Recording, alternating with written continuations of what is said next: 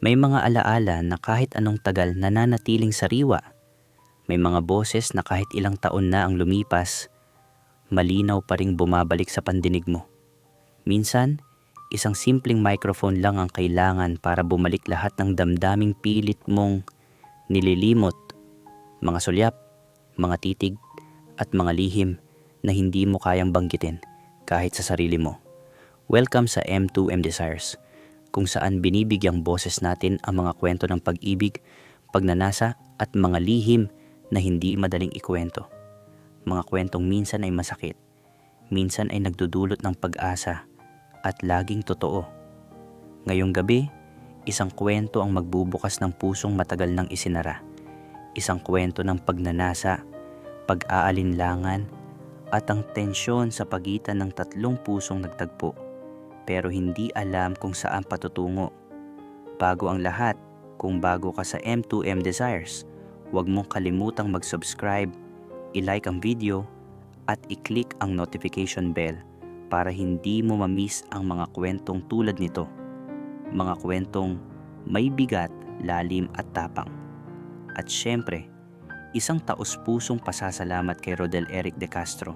Salamat sa tiwala, sa pakikinig, at sa pagiging bahagi ng ating lumalawak na pamilya. Huminga ka ng malalim dahil pagkatapos ng gabing ito, hindi mo na makakalimutan ang kwento ni Ivan. Magandang araw po sa inyo, Kuya Will, at sa mga avid listeners nyo. Tawagin nyo na lang po ako sa pangalang Ivan, 28 taong gulang. Ang ibabahagi ko pong kwento sa inyo ay ang buhay pag-ibig ko namin ng kambal na sina Dexter at Daryl. Ang kambal po na ito, Kuya Will, ay mga pinsan ng kaibigan kong sina Joey at Lisa.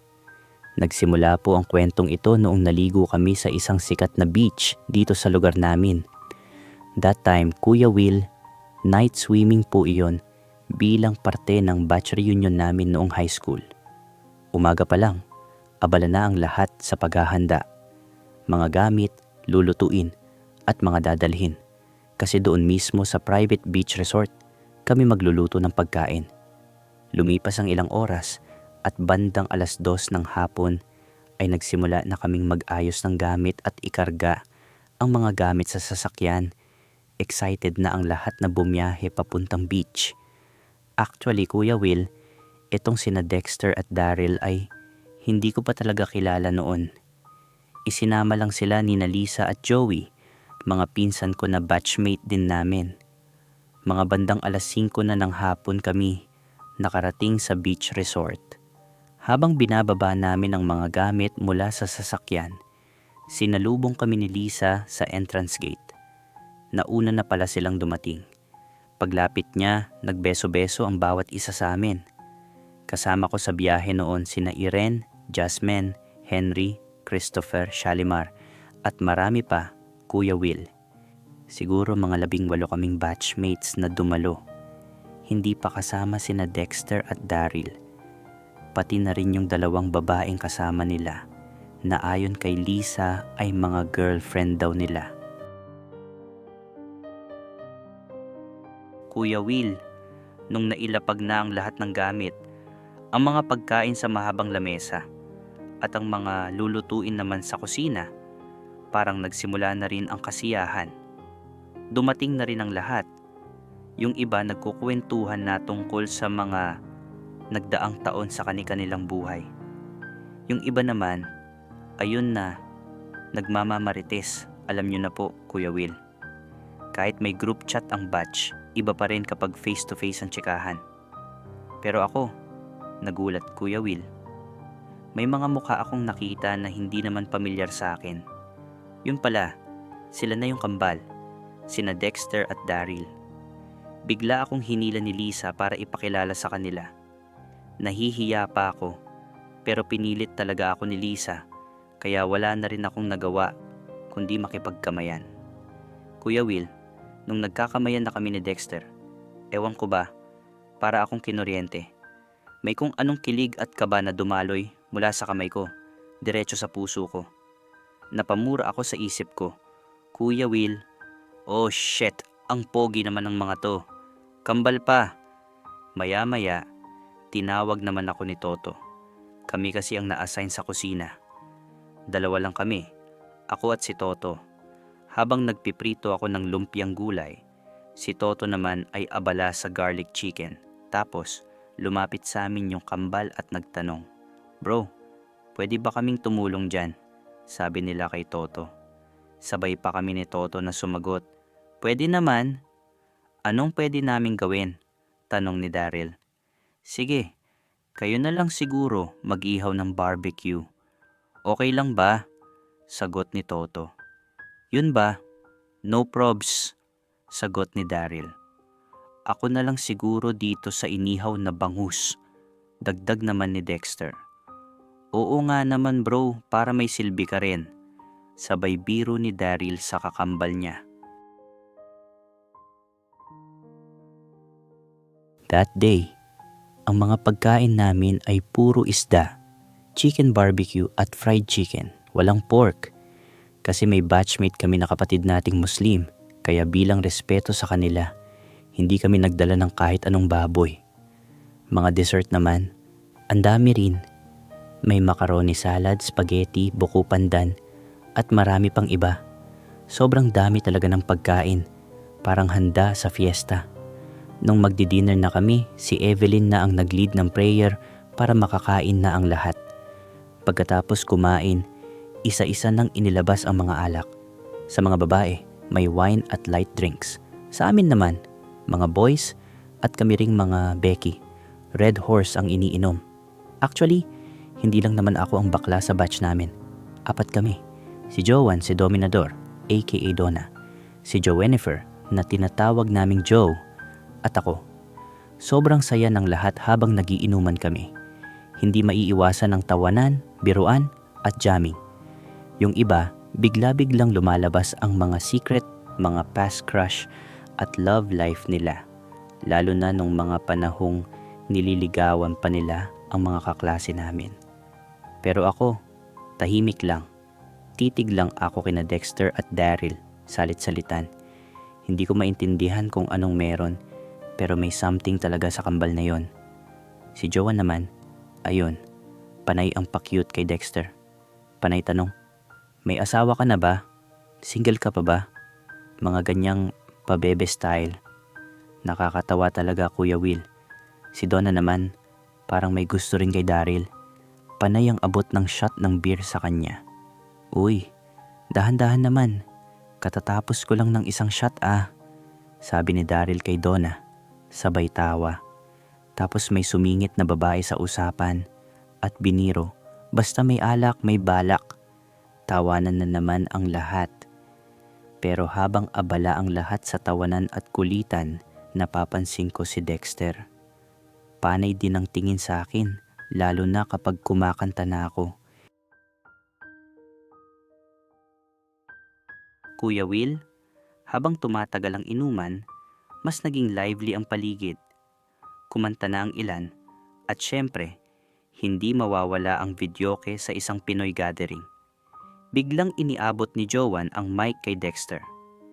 "Ikaw naman, kantahan mo kami," pabirong sabi niya. Pagkakuha ng mic, tumayo agad si Dexter sa harap. Intro pa lang ng kanta, napawaw na agad ang ilan.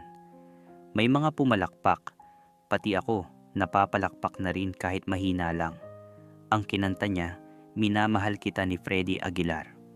Ang galing, Kuya Will. May lalim, may emosyon. Parang ramdam na ramdam niya yung kanta. Napatingin tuloy kaming lahat sa kanya habang kinakanta niya yon. Tahimik lang ako, pero sa loob-loob ko, napabilib talaga ako. Pagkatapos ni Dexter, ako naman ang napiling kumanta. Kunwari pa ako na hindi marunong, pero alam naman ng batch namin na may boses ako. Ako kasi ang madalas kasama ni Joanne sa mga singing contest noon sa school. Kapag may event, kami talaga ang pinanglalaban ng section namin. Bigla na lang kinuha ni Lisa ang mic mula sa mesa at iniabot sa akin. "Oh, ikaw naman. Huwag ka nang pademure dyan," sabay tawa niya. Ang kinanta ko, "Ikaw ay Ako," ni Morissette at Clarice. Kuya Will, nung dumating na ako sa mataas na part ng kanta, yung birit talaga, naghiyawan na ang lahat. Ang kambal, halos mapasigaw na sa kilig. Biglang nagsalita si Dexter, "Pwede mag-request?" "Sure, ano yon?" Sagot ko. "Akin ka na lang ni Morissette," sabi niya habang nakangiti. "Okay ba?" sagot ko. Pero sa totoo lang, kinilig ako, Kuya Will. Pagkatapos ko kumanta, lumapit ulit si Dexter. "Ang galing mo palang kumanta, Ivan," sabi niya sa akin. Napangiti lang ako. Pero sa loob ko, parang may fireworks. Hindi ko alam kung epekto lang ba yun ng alak o may halo ng totoong kilig. Maya-maya pa, hindi na namin namalayan. Nakailang case na pala kami ng Red Horse. Gabi na rin, Kuya Will, 11:00 na ng hating gabi. Yung mga girls, matitibay din.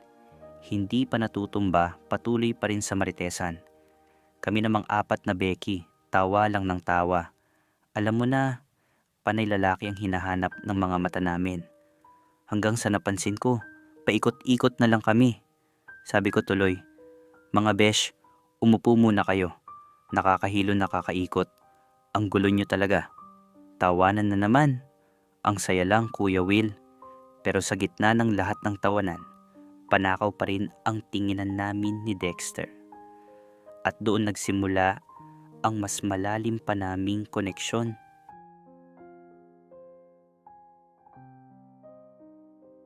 Maya-maya, lumapit na sa amin ang 2 babae na kasama ni na Dexter at Daryl. Doon ko lang nalaman na mga jowa pala nila yon. Hindi ko talaga in-expect kasi ang bilis ng mga pangyayari. Bigla na lang sumigaw si May, isa sa mga babae, at walang pasabing tinapon kay Joanne ang isang baso ng beer na may yelo pa. Nagulat talaga si Besh Joan. Napaatras siya sa lamig at lagkit ng beer na tumama sa kanya. "Girl, anong problema mo?" Galit na tanong ni Joanne. Sabay akmang sasabunutan na sana si May. Pero mabilis ang mga lalaki. Agad silang umawat. Bago pa lumala ang sitwasyon, hinila na ni Dexter si May papalayo. Dinala niya ito sa loob ng kwarto para pakalmahin. Pansamantala naming pinatay ang videoke. Tahimik kaming lahat habang nag-uusap-usap na parang emergency meeting ng batch.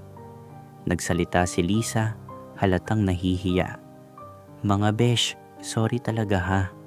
Ako kasi ang nagyaya sa kambal. Hindi ko alam na isasama pala nila ang mga jowa nila. Promise, hindi ko ito in-expect." Maya-maya, nagsalita rin si Daryl. "Mga brod, mga sis, ako na po ang humihingi ng pasensya para sa inasal ni May. Uuwi na lang siguro kami. Baka masira pa ang magandang reunion nyo dahil sa amin. Actually, hindi naman talaga kami dapat kasama dito eh. Napilit lang din kami ni Lisa, kaya kami sumama. Ang hirap talaga kapag may jowa kang selosa." Dagdag pa ni Daryl, sabay lingon sa kasama niyang babae. Kaya sinabihan ko na siya, "Easy ka lang babe. Huwag mo gayahin si May. Tingnan mo yung ginawa niya. Nakakahiya sa batch na to." Habang lahat ay abala sa pag-aayos ng tensyon, ako naman, tahimik lang sa isang sulok. Ramdam ko yung bigat sa dibdib. Nakaramdam ako ng kaunting pangamba na baka humaba pa ang gulo sa pagitan ni na Dexter at May. May halong pag-aalala rin dahil gabi na, tapos uuwi pa sila at alam kong lahat kami ay may nainom na. Pero ang pinakamasakit sa lahat, yung panghihinayang na baka hindi ko na makita ang magandang ngiti ni Dexter. Yung ngiting kahit sandali lang naming naibahagi. Ngiting parang may sinimulang hindi patapos. Napabuntong hininga na lang talaga ako.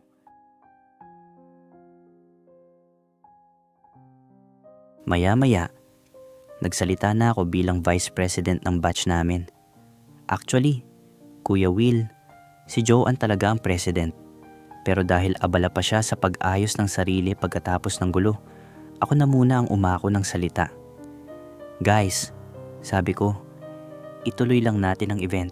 Walang uuwi. Kung pwede lang, kalimutan na natin ang nangyari. Magpatawaran na lang tayo. Sayang ang gabi, sayang ang samahan. Tumango ang ilan. Ramdam pa rin ang tensyon. Pero unti-unti na ring bumabalik ang dating sigla ng paligid. Umakyat kami ni Daryl para tawagin si Dexter sa kwarto. Pagbukas ng pinto, nagulat kami. Nakapag-empake na si May. Mukhang desidido na talagang umalis. Si Dexter naman tahimik lang sa isang sulok. Nakapamaywang, halatang pigil ang inis. Kita mo sa mukha niya, galit talaga siya. Lumabas si Dexter at diretsyong bumaba. Wala siyang imik, dumiretso lang sa may tabing dagat. Parang kailangan niya munang palamigin ang ulo. Si May naman, hindi na napakiusapan ni Daryl at ng kaibigan niya. Sabi ni May, magpapasundo na lang daw siya sa kapatid niyang may motor. Dumating ang kapatid niya, kinausap siya sandali at umalis na rin sila. Tahimik ang paligid pagkatapos noon. Parang may iniwan na bigat. Hindi pa rin matanggap ng ilan ang ugali ni May. Sabi ni Daryl, ganyan daw talaga siya. Medyo may kaartehan. Lumaki sa buhay na mayaman kaya may pagkamatapang, may attitude. May kaya rin naman sina Dexter pero mas nakakaangat daw talaga ang pamilya ni May. Ilang minuto kaming tahimik. Walang gustong magsalita. Pati ang simoy ng hangin sa dagat parang nakikiramdam. Pero bigla na lang sumigaw si Donna. Patawarin tong mga baklitang to eh. Sabay palakpak. Mga bakla, anong oras na? Anong peg nyo? May namatayan? Ang lulungkot nyo. Sabay tumayo at kumaway sa lahat. Naku, pumunta tayo rito para magsaya, hindi para malungkot. Sige na, tuloy ang ligaya. Nagkatawanan ng lahat. Si Donna talaga, Kuya Will, ang laging may dalang katatawanan. Parang alam niya kung kailan niya kailangan basagin ng katahimikan. At sa isang iglap, parang nareset ang mood. Nagsimulang magngitian ulit ang mga tao. Bumalik ang videoke at unti-unting binalikan ng lahat ang saya ng gabi. Hindi pa dito nagtatapos ang lahat. May mas matindi pang susunod, mga tanong, lihim, at damdaming hindi kayang itago. Sa part 2, may maririnig na pangalan at may isang aamin kahit hindi sinasadya. Abangan ang part 2 ng Ang Microphone ng Kambal.